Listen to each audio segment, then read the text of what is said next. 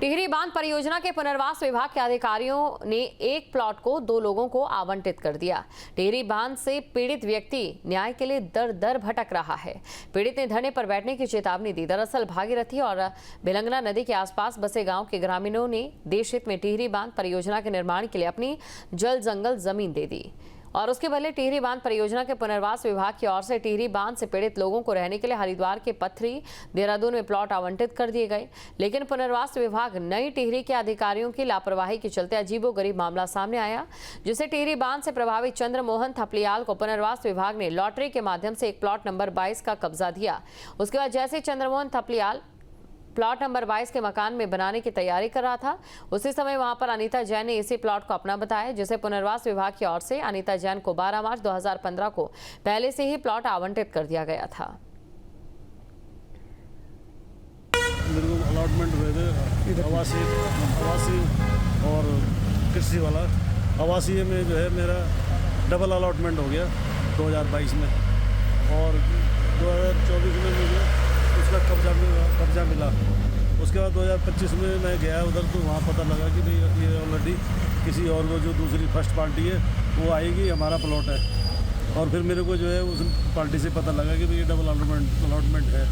जब अलॉटमेंट पर्ची निकली थी तो उस टाइम लॉटरी सिस्टम से निकला था और बाद में 2 साल बाद पता लगा जब मैं वहाँ गया तो कोई आदमी जिनका था अलॉटमेंट अनीता जैन के नाम से, वो कह रहे हैं हमारा है ये। तो उन्होंने जब जांच करवाई पता करा तो उनके नाम से निकला। खबर देहरादून से, जहां पर हेली सेवाओं पर सीएम धामी की ओर से अहम बैठक की गई है। 4 धाम यात्रा में हेली सेवा के सुगम संचालन को लेकर मंथन हुआ है। सीएम धामी ने अधिकारियों को खास निर्देश दिए हैं, तो सीएम धामी की ओर से अधिकारियों को खास निर्देश दिए गए।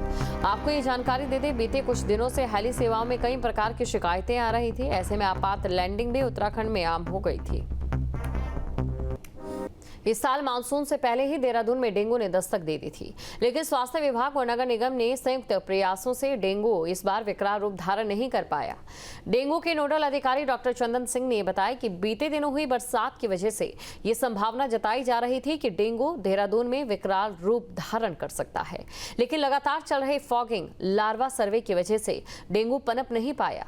उन्होंने ये बताया कि जिला प्रशासन और नगर निगम की तरफ से देहरादून के कई क्षेत्रों में लार्वासाइड का छिड़काव किया जा रहा है। इसका परिणाम यह निकला कि डेंगू इस बार खतरनाक स्टेज पर नहीं पहुंचा। उन्होंने बताया कि इस साल डेंगू के देहरादून में 52 केस पाए गए, जबकि 36 मामले राज्य से बाहर के हैं। डॉक्टर चंदन सिंह ने यह बताया कि इस साल डेंगू से 75 लोग रिकवर हो गए हैं। स्वास्थ्य विभाग के अनुसार इस साल 88 मामले डेंगू के सामने आए। सीएम धामी की अध्यक्षता में हुई उत्तराखंड कैबिनेट की बैठक में कुल 6 अहम प्रस्तावों पर मुहर लगी है। इन प्रस्तावों में कृषि, खनन, पर्यावरण, स्वास्थ्य, शिक्षा, महिला एवं बाल विकास से जुड़े अहम फैसले लिए गए। बैठक में जैव प्रौद्योगिकी परिषद से जुड़े मामलों में कैबिनेट ने बड़ी स्वीकृति दे दी। बैठक में जैव प्रौद्योगिकी परिषद से जुड़े मामले में कैबिनेट ने बड़ी स्वीकृति दी। परिषद के 2 केंद्रों में पहले से सृजित 46 पदों के संचालन के लिए नियमावली को मंजूरी दे दी गई। वहीं हाईकोर्ट के निर्देशों के तहत खनन विभाग में 18 नए पदों को सृजित करने को भी स्वीकृति प्रदान की गई। पर्यावरण से जुड़े अहम फैसले में कैबिनेट ने आसन बैराज की दोनों ओर के क्षेत्र को वेटलैंड के जोन के रूप में घोषित करने को मंजूरी दी। आसन नदी के इस हिस्से की कुल लंबाई 53 किलोमीटर है। पहले इस पर आपत्तियां मांगी गई थी, जिन्हें दूर करने के बाद ये फैसला लिया गया। इसके अलावा देहरादून की रिस्पना और बिंदाल नदियों के फ्लड जोन क्षेत्र में एसटीपी यानी कि sewerage treatment plant, mobile tower, ropeway tower और एलिवेटेड रोड निर्माण जैसे बुनियादी ढांचे के निर्माण को स्वीकृति दे दी गई। बात करेंगे धारचूला की, जहां पर कमलेश हत्याकांड का मामला 4 दिन बाद भी नहीं चला दोषियों का पता। धारचूला की सड़कों पर उतरा जनसैलाब। दोषियों को फांसी देने की मांग की जा रही है। 7 जून को की गई थी कमलेश की हत्या। चाकू से गोदकर निर्मम हत्या कर दी गई थी। ये बड़ी खबर आपको बता रही, 4 दिन बाद भी दोषियों का पता नहीं चला है। 4 दिन बीत गए हैं, लेकिन अभी भी दोषियों का पता नहीं चल पाया।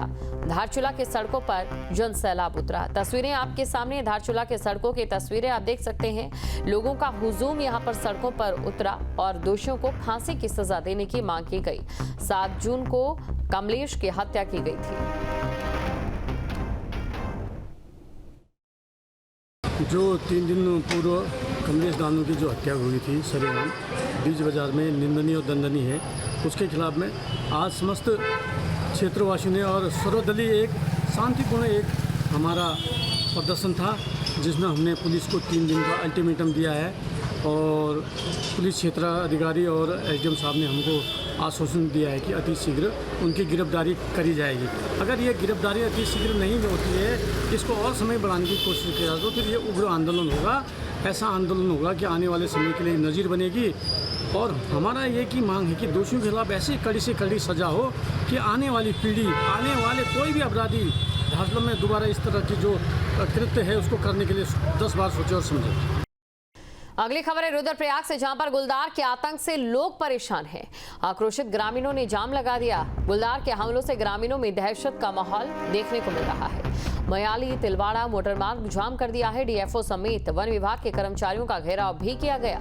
रुद्रप्रयाग से खबर, जहां पर गुलदार के आतंक ने लोगों को परेशान कर दिया है, जिसके बाद आक्रोशित ग्रामीणों ने यहां पर जाम लगा दिया। तस्वीरें आपके सामने। गुलदार के हमलों से ग्रामीणों में दहशत है और गुलदार को जल्द से जल्द पकड़ने की मांग की जा रही है। मयाली तिलवाड़ा मोटरमार्ग ग्रामीणों की ओर से जाम कर दिया गया। महिलाओं का गुस्सा भी आप देख सकते हैं 7वें आसमान पर। डीएफओ समेत वन विभाग के कर्मचारियों का घेराव किया गया। अगली खबर है अल्मोड़ा से, जहां पर तस्करों पर पुलिस का बड़ा एक्शन। ट्रक से 160 टीन अवैध लीसा बरामद किया गया। ट्रक को सीज कर दिया गया है। ड्राइवर को जेल और साथ ही पुलिस आरोपी से पूछताछ भी कर रही है। तस्करी में जुड़े अन्य लोगों की तलाश जारी है।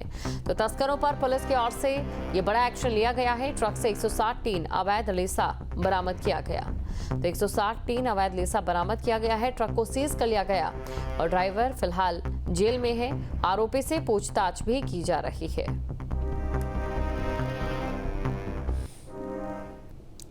और नैनीताल में बीजेपी के जिला अध्यक्ष ने एक पत्र जारी कर अपने कार्यकर्ताओं और पदाधिकारियों को कड़ी फटकार लगाई है। साथ ही अनुशासनात्मक कार्रवाई की चेतावनी भी दी है। पत्र में ये कहा गया कि सर्वमान्य निर्णय और सरकार के खिलाफ सोशल मीडिया पर लिखने पर अनुशासनात्मक कार्रवाई की जा सकती है।